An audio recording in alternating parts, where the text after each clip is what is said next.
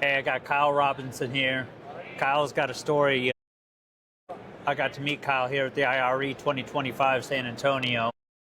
And so one of the things we're looking to do is just have a conversation and see what's Kyle? Who's Kyle? What's Kyle's life about? What is it that you're doing? How's it impacting your life, others? Yeah. Just tell us a little bit about that. No, yeah, I appreciate you having me.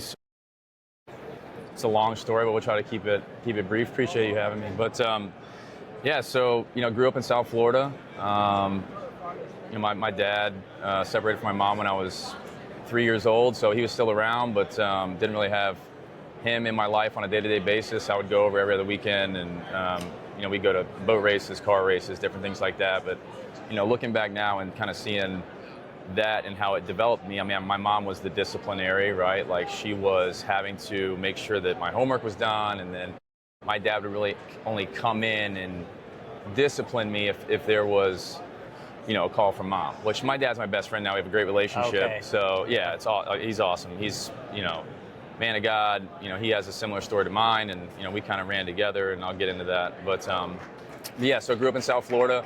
Was around my grandpa a lot.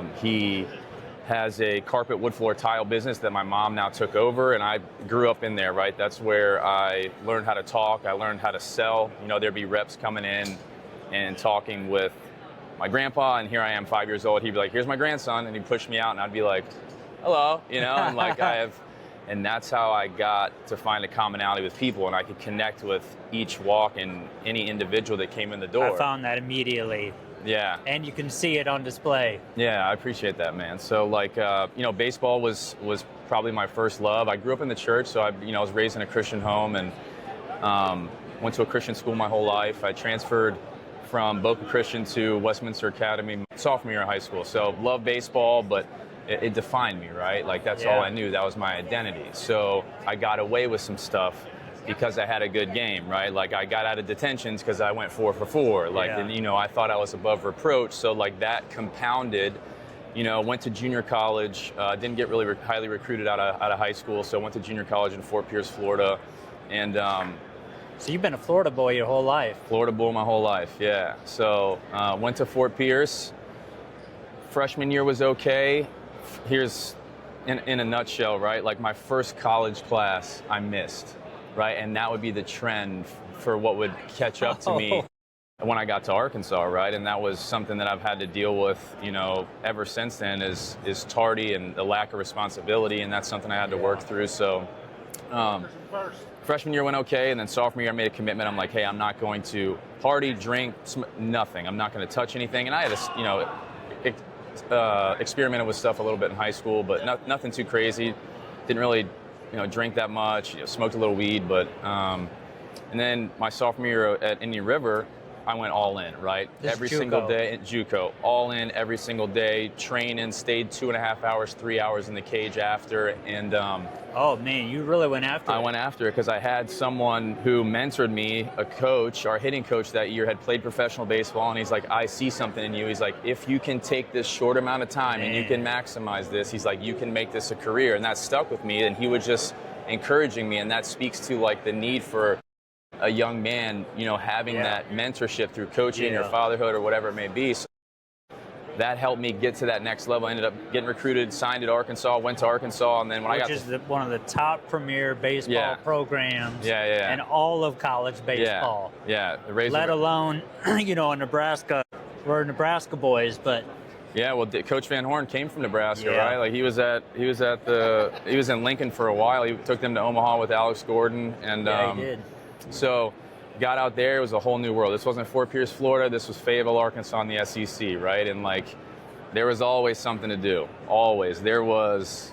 The talent around you would have been incredible. We had three first rounders, I think, when I was there. So we had James McCann, he went in the second round. He's still catching. He was with the Orioles. Drew Smiley, he's still pitching. Brett Eidmer, he played in the big leagues. Andy Wilkins played in the big leagues. Zach Cox was a first rounder. Did that fuel you? It fueled me, but it also, I didn't really I'm transparent with it. I'm okay with it now.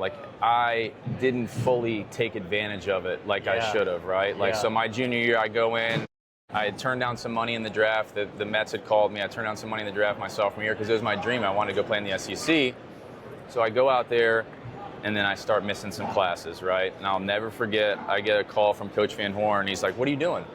"Oh, hey, Coach, I'm just in between classes." He's like, "Son, this is the SEC." He's like, "We pay people to check your class here." He's like, "You think I'm an idiot?" And I was like, "No, sir." And he's like, "Get your ass to the field," right? So I'm like going up to the field. I go into his office, and he's like, I think I missed like 42 classes or something like that, like some ungodly amount, right? But like looking back, I'm like, what were you doing, you know? But like I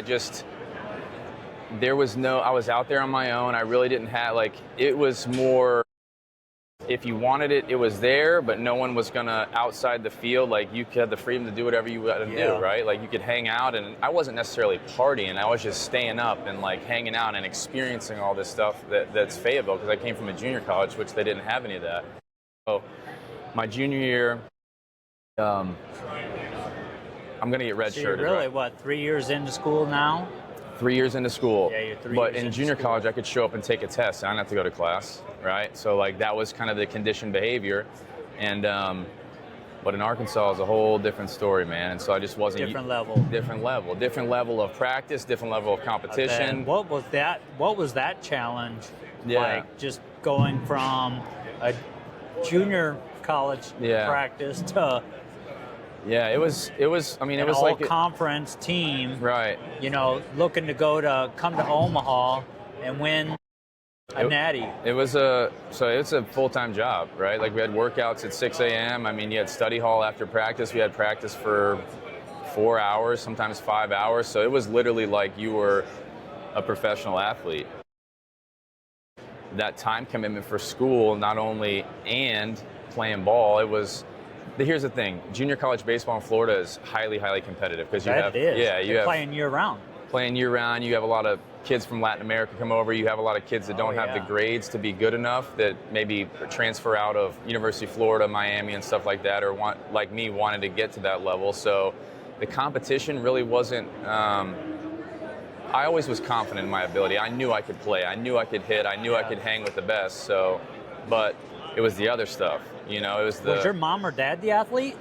My dad played some high school football and in baseball, and my mom was a cheerleader, but no. My dad's 5'8", my mom's 5'1", so I don't know where I got my height from. Whoa! So, yeah, some people say the milkman, That's good stuff. Yeah, but, so yeah, man, trying to get my stride at Arkansas, and then I find out I'm going to be redshirted. So he's like, hey, you haven't done what you need to do, like, we're going to redshirt you, and I'm like, okay, so it's not like football where you still have leverage your senior year. If you burn that junior year in baseball, like you're done. Like you're going to sign for $1,000, $10,000 your senior year because you can't say, hey, I'm going to come back. You hold no leverage. So I'm like, all right, it's my junior year. It's my most important year. And I ended up starting the year thinking redshirt. I'd never not been redshirt. I'd never not, been redshirted, so I didn't know what that meant. So I had my turfs on. I'm in the dugout. And so Coach Butler, who's the guy who recruited me at Arkansas, he's like, where's your cleats? And I was like, what do you mean? He's like, why aren't you ready to play? And I was like, oh, I thought I was redshirted. But there was a test. They wanted to see how bad, if I could earn it back through my actions. 12 games into the year, I ended up playing. And I went like 2 for 4 my first game. I played the next day, went 1 for 4. And then I didn't play all the way till we played LSU in Baton Rouge on Saturday night in Alex Box Stadium in front of. That's a big game. In front of 15,000, in front of 15,000 fans, and that's the biggest stage, one of the biggest stages there is. Yeah, other than probably us and like A&M or Mississippi A&M. State. So Mississippi. ended up getting 17 at bats my junior year. I mean, they pulled my scholarship, and I had an exit meeting, and they're like, hey, we're taking your scholarship away. You're free to transfer out. And I was like, I'm not going anywhere. I was like, it's my dream to play in the SEC. I was like, I'm going to come back. I'm going to be your top offensive producer. I promise you that. So I went to play summer ball in Colorado. I came back my senior year, and I still had some bumps and blips in the road, but I mean, I led the team in hitting, got drafted by the White Sox in the 28th round, but like I said, you have no leverage when you're a senior. There's a story there. That's incredible. Yeah. So it's been a wild ride, man. So, again, professional baseball, I looked at it like it was, I didn't take advantage of it. I wasn't looking at it like a job. I wasn't working at it like a job, showing up early. You just had the passion. Yeah, it's what I love to do, but I didn't take advantage of, looking back, I could have worked, and showed up, and I'm just saying this, I was blessed. I mean, my best year in pro ball, I didn't hit but 2 times the off season. 2 times the whole off season, and I showed up, I hit 371 that year with 15 home runs and 70 RBIs. It's just, so it's like a little mental gymnastics. I look back, I'm like, man, what could have happened if I would have worked a little bit more? But I mean, hindsight's 2020. So I have surgery, right? So I have surgery in 2014, and then I get prescribed oxycodone. And I had done it a little bit before, but now I had access to, a ton of narcotics. Yeah. Started taking that, snowballed, and the doctor one day was like, hey, we're going to cut you off of this. Like, and there was no taper down. There wasn't anything. And I'm like, well, okay, hold on. Like, I'm on a pretty high dose. We feel like, and he's like, you should be all right. And I remember, like, after stopping it, like 24 to 48 hours after, I was sick, like deathly sick, throwing up, vomiting, diet, like all of it. And I was like, this is the worst I've ever felt in my life. Like, I feel like I'm dying. Called the doctor, and he was like, oh yeah, you should be fine. Just a few symptoms. It should go over. And I was like, go over. Like, it should clear up when? Like, I have to still, I'm getting ready for spring training. Like, I'm doing rehab on my shoulder, on my pec. It's like, this is the year after your senior year going into... No, this is in so I got drafted in 2011. This was in 2014. Okay. This was in 2014. This was right during when I had my best year, when I hit 371. Okay. So I had surgery in the off season, got prescribed those pain pills, and then 2015 I signed to go play with another team, and I'm getting ready for spring training, and there I started taking pills, and then I started taking pills all the way through 2015 and during the season. I mean, I'm meeting the clubby in the clubhouse in Gary, Indiana, and I'm like, hey man, you know where to get some Percocet? He's like, yeah, I got you. So I'm doing like drug deals in the clubhouse, and like I'm out in the inner city of Kansas City, like picking up drugs in downtown Kansas City, like meeting people in the hood, like risking my life. You gotta do what you gotta do at that point. Right, yeah, because I'm hooked, you know, and I know I can't be without those pills because I'll be sick, and I know I have to play tonight. So it was a vicious cycle, man. I look back on that and I'm like, wow, I expended so much energy. I don't even know how I did it, but money-wise, because you don't make that much money in pro ball. It's crazy how you do it. But you find a way. You find a way, man. That's the addict in you. You find a way. So, 2015, my last year I played ball. I ended up going back to South Florida and met up with some kid that I went to high school with, and I asked him, I was like, hey, you still partying? And he was like, yeah, but kind of different. And I was like, okay, what does that mean? He's like, ride with me to Miami. Okay, so we go down to Overtown in Miami. So Overtown, if you know anything about Overtown, Haitian, Zopound, like, 55th and 5th Ave, like little Haiti, like, you're in the cut, right? So we go down there, he goes into this little, like, literally dope hole. It's like this rundown apartment, goes in there, comes back out, and I was like, what's up, what do you got? And so I was taking oxycodone, the 30 milligrams, they're called blues. I was taking those, and he's like, these are like 5 blues, and he has a little baggie, like a little point baggie, and he sprinkles out this powder, and he's like, it's opium. Well, opium's really heroin, so it was heroin. Man, it's a downer. I was like, well, and it's way cheaper, right? So this is kind of the progression. So I'm spending, $200-300 on pills now, up to this point, and this is only a $10 bag, and that's like a day. Yeah, a lot of money. Crazy. A lot of money. Yeah, I was working. I had my own carpet cleaning company, and then I was just finding ways to make money, and I was selling them and flipping them, and I would take people to the doctor who had a prescription, because like South Florida during that time, anyone could get a prescription. I would take people, like I would drop you off at a doctor, then I would pick you up, you'd go to a different doctor, and then you'd have all these scripts for these different doctors. You found a way. Right. Found a way. So then I did heroin for the first time, and it was different than pills, because like you said, it's a downer. Yeah. So I couldn't function out in society as much, because I would, you'd nod off, and people would know. Like, you could kind of get away with it doing pills or whatever. So then I started mixing cocaine with it. It's, speedball. Upper and downer, that's what John Belushi died from. Right. Speedball. So I started doing that, and then here comes January. So this is the fall. Here comes January. I finally admit to my family, I'm like, hey, I need some help. So Major League Baseball has a treatment program that they can send you to in Palm Beach County. I do that. I do like 30 days there, got out, thought I was good, went right back to it. Went back in 2 weeks later, was actually in there with Jason Williams, the basketball player, the tall guy that played for the Nets. Yeah. Yeah, I was in there with Jason Williams. I was in there with Barrett Robbins. So if you remember the Raiders in the Super Bowl when they lost their all-pro center and they found him in Mexico in 2003. What? So that was Barrett Robbins. He thought they won the Super Bowl. He was down in Mexico drinking and smoking crack. And they're like, dude, the game's tonight. And he's like, no, we won. Yeah, Barrett was in there. A couple other people in there I can't really mention, but those two guys I can. So it was like a very exclusive like treatment center. So I was in there probably 45 days that time, got out. This was like a vicious cycle that's going on from January all the way to like into June. And then ended up going to a faith-based place, was there a couple months. So I'm just like bouncing around. Ended up you're just looking for some hope. Right, and I'm just looking for. Here's the thing about addiction, man. Like if you go into those short-term treatment facilities, you're just getting an oil change. The behavior, the person is still there. You're just removing the substance. Right. Right. So like, I then find myself in 2017 after running this gauntlet. I'm literally homeless. I have no car. I've crashed it. I have no money. I have no job.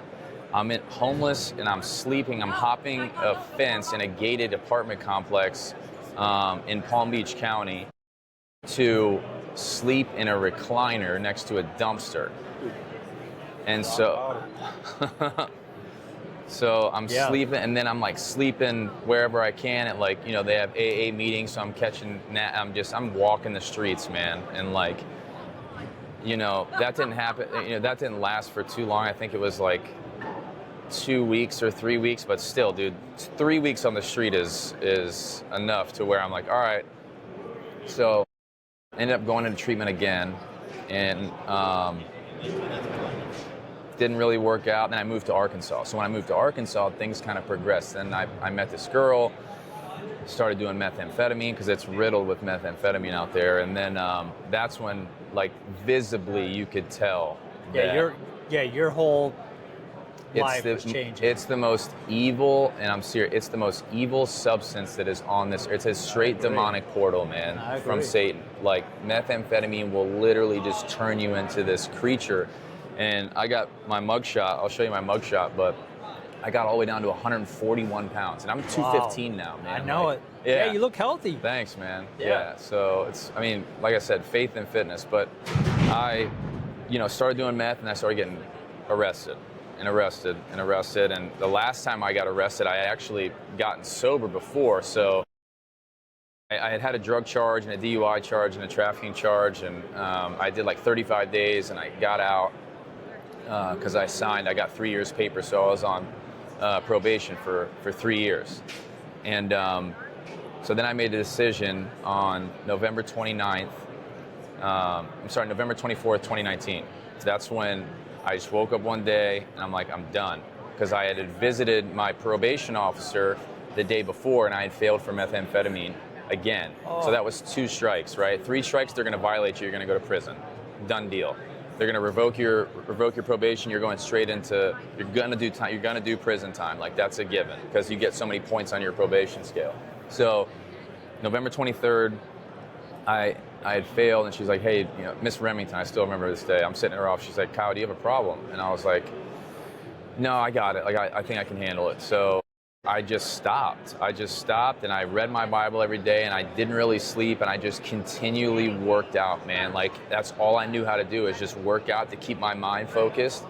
And I would just listen to music, and I had a dog at the time, and we would go hike through the Arkansas woods in Bentonville, Arkansas. And I would just... Oh, that's a beautiful area. Yeah, it's so beautiful. Home of Walmart. Home of Walmart, home of Tyson Chicken and JB Hunt Trucking, yeah. Okay. Yeah, so some money out there, some big money. Some big money. Right, so here comes... It's beautiful, though. So beautiful, man. It's God's country out there. I want to eventually, you know, get a place and move back out there, just at least have a second home out there. I love it. It's so much peace and tranquility out there. Yeah. So then December comes around. I end up getting into it with a neighbor. Long story short, like, he was, you know, pimping out girls and selling Xanax. And I didn't really care when I was getting high, but now that I'm sober, I'm looking around, I'm like, yo, this is not going to happen, like, around me. You know what I mean? So I call him out. We get into a fight. He ends up hitting me with a baseball bat. Like, I'm bleeding, all this stuff. And, like, telling this story, I'm telling it more now, but, like, looking back, people are probably like, dude, this is nuts. So, like, I have my little training shorts. Yeah, I have my little training shorts on. It's like 30 degrees out, no shirt. Here comes Bentonville PD walking. You got the one guy toting an AR and the other guy's hand on his pistol. Mr. Robinson. And he's, like, looking up at me because my apartment's on. And I look down at him, I'm like, yep. So I shut the door. I have a chair. I sit right there. And they're like, so tell me what happened. I told them. And they're like, what do you want to press charges? And I was like, nah, I'm cut from a different cloth. I don't want, like, I'm going to take the dude away from his 5-year-old kid. I'm not going to do that, right? They're like, all right, well, stand up. I'm like, what do you mean? Stand up. He's pressing charges on you. Felony aggravated assault. What? I'm like, all right. I thought I couldn't process what was going on because I just thought they were maybe removing us for a little bit and, like, I was going to be. Well, they weren't. So I spent 7.5 months in county jail, 62 days in solitary confinement. And looking back at that, man, like, I was so at peace because I was able to remove myself. That was God's way of removing me from all of the carnage and, like, the chaos, and, like, I was able to read my Bible every day, get in shape, work out, clear my head. And I didn't talk to my family. And then my mom finally got in touch with me after because she didn't believe it. She didn't think I was sober. She had heard this story before. She thought, I was probably high and something happened. But I was sober at the time, and, like, so she was reaching out and she was like, hey, we want to help you, but you need to go into a faith-based reentry program. So I was like, okay. Okay, did you do that? So I got out in May, and was it May or June? It was end of May, and went to Orlando. So funny story, when I got sober, God gave me this message. It said, fresh day, fresh start. Every time you see this, God has granted you new life. What will your 24 hours earn? New medals or excuses? Energy is contagious. And I stuck that on my ceiling. I wrote it on a piece of paper and stuck it on my ceiling. So when I would wake up or early in my sobriety, I didn't sleep and I would just see that. And I'm like, all right, I got another day, like, I got another fighting chance. So funny story, full circle moment. The place that I go, the reentry program I go to is called Fresh Start. Of course it is. It's called Fresh Start. So I go to Fresh Start. They allow you to work. So you can leave at 5 a.m. and you have to get a job. You have to make money. Yeah. You got to pay your weekly rent. And then you come back. You have to be back at 6 o'clock for dinner and you have class. Like, you have Bible study and you have, like, journaling and all this stuff. So I did that for a year. And while I was in there, I was working at Publix. I got a bike. Didn't have a car, nothing. This is all a halfway house? It's more of a reentry. Yeah. It's not necessarily. Yeah, it's a transition. So there's a halfway house, like, after. So This is, like, the first step in the in the process. So I'm riding my bike. My son just got out of this. Really? Yeah. Wow. Right now. Yeah, my 19-year-old. Go ahead, keep going. No, I want to come back to that for sure. But so I got a job at Publix, right? Like, I was like, man, Publix is a good company. I heard it's good. So I walked in there, got a job, didn't have a car, ride my bike like 10 miles round trip every day to Publix. And then I start getting in shape and I start getting stronger. And then I meet a guy at Publix and he played ball at Florida. And he was now at the college there, Rollins in Orlando in Winter Park. So we start throwing, right? This is like during COVID. So he did, so we start throwing, long tossing. He's like flipping me in the cage. Man, I'm in shape, dude. Like, I feel good, And at this time, I'm like 31. I start running and doing all this explosive movements, and it's funny because I'm like, man, if I would have had this determination and, like, discipline when I was right. with the White Sox, and hindsight, I would still be playing, right? Yeah. So, like, I get in shape, I go to an open workout, and then I ended up signing a contract. It was a couple-week contract with the team in Charleston, West Virginia, the Charleston Dirty Birds. Oh, really? Yeah. So 7 years after I stopped playing baseball, I made a promise to my dad. I'm like, hey, you're going to see me cross the chalk again. I want to play. You're going to see me play again. And he was there. He was there the whole time while I was playing. So then after that, I've known Ryan with Sales Transformation Group. I've known him for 20 plus years. He lived with me at some point. So we got reconnected, and he was like, hey man, I see what you're doing. Like, it's awesome. Like, your story's powerful. I think that you have a great opportunity over here. Like, I'm in the contracting space. There's a lot of cool people that you can meet and that we can help. Man, that's how I got hooked up with STG, and that was in April of 2023, and I've been there ever since. So That's powerful. thanks, man. You got a great story. Thanks, brother. I appreciate that. You So know what tell me about your son. Well, he's a 19-year-old going through 19-year-old challenges, right? Right. An athlete that doesn't know how to keep the disciplined, Right. athletic, skilled enough to probably go on and play college ball, but determination and willingness, play a big factor in that. So Yeah. his road to his success is, going to be an uphill battle. But he went into a program called Teen Challenge. Oh, yeah, I know Teen Challenge very well. Yeah. I got a lot of positive things to say about Teen Challenge. Absolutely. So he went to Brookings, South Dakota. Okay. Cold. Oh, yeah. Little different story, though. We opted him into the program not because he had fallen into drugs or alcohol addiction, but more life skills. Right. So we just took him out. We brought him home right before Christmas. So he That's was there awesome. for 106 days. It's a long time for a 19-year-old kid. 106 days, there's been a lot of positives that have come out of it. Yeah. So, yeah, I'm all for, an opportunity to learn and grow and not go through this, because my challenges were similar to yours. Yeah. I went through a lot of challenges with some stories that are kind of like yours. Right. And I just didn't want that for my son. That's good, man. Yeah. That's powerful. I mean, that proactive approach, right? Like, instead of being reactive, hey, we have a problem, like... Yeah. Yeah. So you can tell there's a mindset shift with your son? Like, yeah, definitely. That's good, man. Yeah, definitely. That's yeah. cool. But I'm really encouraged by the story, man. Thanks, man. I really appreciate you having me. Yeah, I don't know what we'll end up being able to bring out of all this, but the one thing that I want to do is give you an opportunity to share your story. I wanted to hear your story. If you had to say, looking back now, what would you encourage somebody to do? And is there something that you would say, to yourself 10 years ago or, prior to the downfall? Yeah. What would you say to yourself now? If you don't feel like doing it, that's the reason you need to do it. Like, that's what you need to do. Like, don't take the easy way out, right? Like, don't cop out. If you feel like sleeping in or you're just like, I don't feel like it, that's exactly the thing you need to do. Whatever your body or mind is telling you, like, I don't want to do this, do it. Do that. Because then you develop that mental resiliency and that fortitude, and like doing hard things becomes easier. And the reality is like, if I do the hardest thing early on in the day or at some point during the day, the rest of the day is going to be downhill. Like, there's going to be momentum gained. There's a book I read, and he talks about the very first thing he does every single day of his life is gets up and makes his bed. Yeah, it's number one. Yeah, it's well, it's actually even just a story. It's a Navy guy. It's yes. What's his name? Yeah, he's an admiral, and he's Admiral McCraven. Admiral. Yes. Yeah. It's a good story. First thing you do is accomplish something positive. Yeah. Within the first minute of your day every day. For me, it's a little different. My first thing that I accomplish is I try to just give thanks, right? Like, yeah. Because I've got a background, I've got a history, I've got a story. And so when I look up, I'm encouraged by having something to give me faith and have hope in. 100%. So, and if I were to say, if it's to be, it's up to me, what does that mean?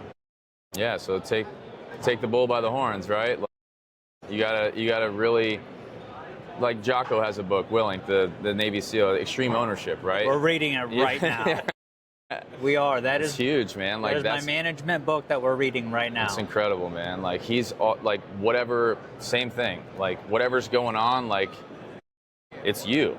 Like, it's nobody else's fault. Like, if you own it, then you're gonna be able to do something about it. But if you're blaming it on other people, then it's out of your control, man. Like, you're the one that has to take initiative. Yeah, I think if I would have had that, and I never really blamed anybody, right? Like, but if I would have had that. Yeah, you don't seem like you were. No, I'm to be honest with you, full transparency, I'm really, really hard on myself. Like, sure. Really, really, like, almost perfectionist. If I went 3 for 4, it's like, yeah, but I didn't go 4 for 4. But that's what made me good, because I was never satisfied, and I was constantly working. I was never comfortable. So, And that's what's going to take you on to the next step. Too. Right. Like this is just a platform for you to do what it is that you do. Like I can tell this is just going to be a platform for one, your story, and two, for you to relationships and inspire and grow. Yeah. You know, you're going to be able to do this at a high level. I appreciate that. I received that. Yeah, you are. Thank you. It's clear. Thanks, brother. I appreciate that. Yeah. Thank you so much for having me. Appreciate it.